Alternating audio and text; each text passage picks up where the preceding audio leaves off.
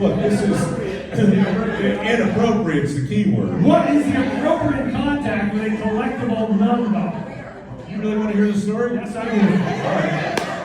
All right. So it's 1990. I've never been on TV before. I don't know my ass from a hot rock. I don't know how live works. There was no training program at QVC in those days. They hired anybody who could talk about a pencil for 8 minutes straight.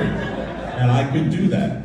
I had a particular set of skills. I could do that. So 3 nights later, I'm literally on the air trying to make sense out of the health team infrared pain reliever and the Amcor negative ion generator and eel skin wallets for him and plus size fashions and all the crap you would imagine you'd find in one of those machines at the Carnival Midway with the claw that picks up, all the stuff that didn't sell in prime time. That's how they trained you. For 3 months I did the overnight shift. And one day I got called, it was a Sunday afternoon, prime time.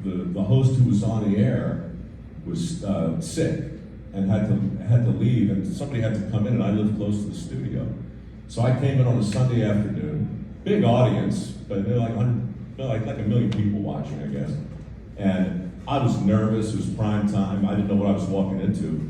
And this woman, her name is Mary Beth, she was hosting something called the QVC Dollhouse, which I laughed too. I mean, what is that? Well, I walk into the set and there must have been 30 little porcelain dolls placed all over the living room set, and they were just super creepy. I thought it was a gag. And so there's no time to put on makeup or anything. They just throw a microphone on me, and I walk up and I sit down, and they start bringing me these dolls, and there was the first one I remember her name was Rachel. And I knew this because there was a tag around her head that said, "Hi, I'm Rachel," right? And she was dressed like a runaway from Little Women, and I'm describing her clothes, and I'm giving her a little backstory, and I'm making stuff up. But the director had told me, he said, "Look, it doesn't really matter what you say; these things sell themselves." And I didn't know it at the time, but dolls are the third most collectible thing in the world, behind stamps and coins. Do you have dolls? Good for you. That's great. But apparently, I'm just glad you're pointing at her and not him. I was really weird. So I started feeling pretty good because Rachel sells out, and then there's Carol Ann, and then there's a couple of twins, like Mandy and Candy, and it's all so weird, and they keep bringing me these dolls. I'm 40 minutes into the show, and the stagehand brings me a nun. It's like a 2-foot nun, and she's wearing these wire-rimmed spectacles, and she doesn't look like a happy nun. She's pissed. She's a nun. You would be too. She didn't have a ruler, but she would soon come to possess one. They put the nun next to me. She's good sized nun, 2 foot, small for a nun, big for a doll, right? And I look at the blue card they give you, and her name is Sister Mary Margaret, right? And all it says at the top is she's a musical nun. I'm not sure what this means because she doesn't have any instruments with her or anything. But there's the item number, like D1411, and the QVC price, which is $210, 3 easy payments of $80. I'm that's all I know. I'm a Presbyterian kid. I don't know if she's Benedictine. I don't know. Mercy. I don't know. I just know she's dressed in black and white. She looks pissed off, and I got to talk about her. So I talk about her, and there's a 4-minute clock. And I talk for 4 minutes. I kill as much time as I can. I make some really stupid puns. I have her over my head at one point. I'm singing the theme to the Flying Nun. I pick up a jewelry ruler with these little measuring rulers, 6-inch they have, and I stick that in her hand, and I'm whacking my hand with it. It was fun and weird, and the 4-minute clock finishes, and the director gets in my ear, and this is where it gets weird. He goes, "Hey man, we're in the queue. Let's keep the party going. And what that means is the nun is on fire. Everybody wants the nun. All the phone lines are busy with people who are on hold, and you can't go to the next product, right? Until you sell the last product or until the people are off the phone. And so the 4-minute clock goes back to, it resets to another 4 minutes. I didn't have anything to say in the first 10 seconds. I've been just reassociated for more minutes, and now the nun is back, right? And I'm back live. No 7-second delay on QVC. No delay of anything. And I just got this nun standing next to me giving me the hairy eyeball. And I say, well, folks, Sister Mary Margaret here is super popular. We're just going to spend a few more minutes chatting about what makes her special. I had nothing to say. Nothing to say. Bad puns, it would be a bad habit not to call. It would be, I'm dying. And I look back at the blue card and I realize musical nun. What? And then at the bottom of the card, in quotes, it says, climb every mountain. So I'm like, oh, there's a music box in the nun. And if I wind her up, she'll sing climb every mountain. This is amazing, right? So I'm like, folks, we're gonna go ahead. I got a special musical surprise for you. So I do something that apparently you're not supposed to do on QVC.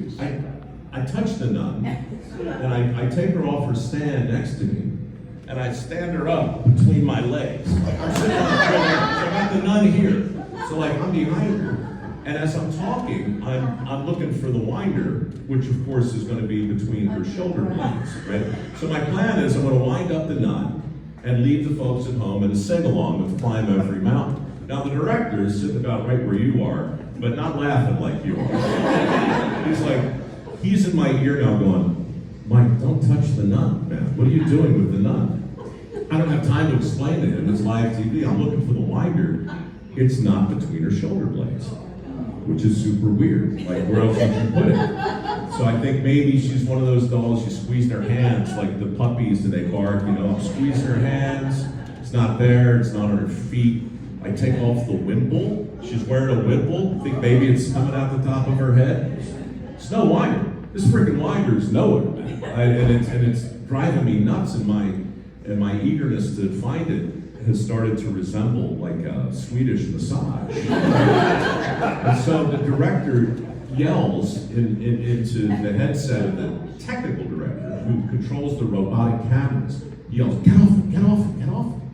So the guy in charge takes the shot away from me and goes to the light box where there's a duplicate of the nun.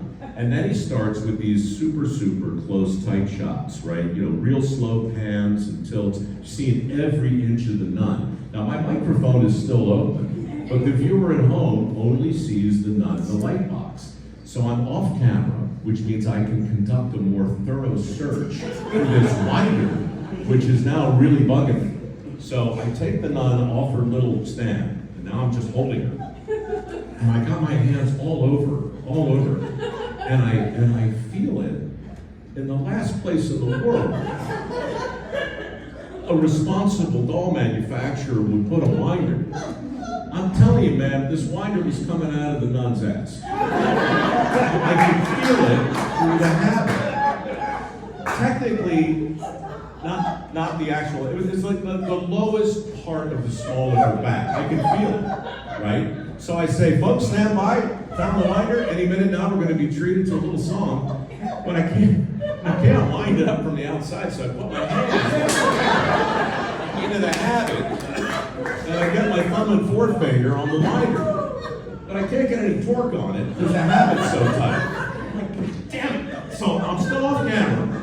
And the viewer at home is seeing the nun over in the light box. I turn the nun upside down. I got her head between my thighs. And I'm clamping it to steady her.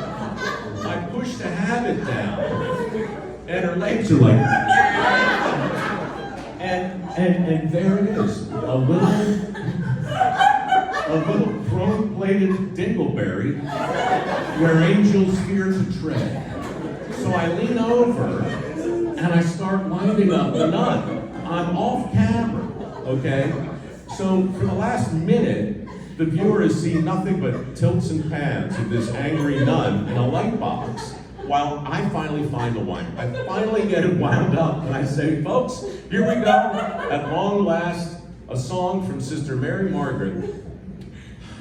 Before I could set her up straight, tidy her up, the technical director isn't looking at the line monitor, or he's looking at the line, he's not looking at the preview monitor. He doesn't quite understand the level of blasphemy that's on in a million homes. I'm sitting on a nun's head with my thumb, not where it ought to be, winding up the nun. When he takes the shot, and in front of me on the monitor, I see what I've just described to you, along with the million people at home. And I panic, I freeze. I'm just there, caught like with my hand in the cookie jar. So to speak. Now, so far this is all explicable and an honest mistake. But in my panic, and I swear to God, I don't know why I did this. I yanked my hand out and I stiffed my hand. I don't know why. I don't know why I did that. But I did it in my panic. And I saw myself on the monitor, and I just saw all the redness fletching my face, and I sat back, and time stood still. And as I relaxed, my legs spread a little, and the nun fell to the floor on her face and started singing Climb Every Mountain.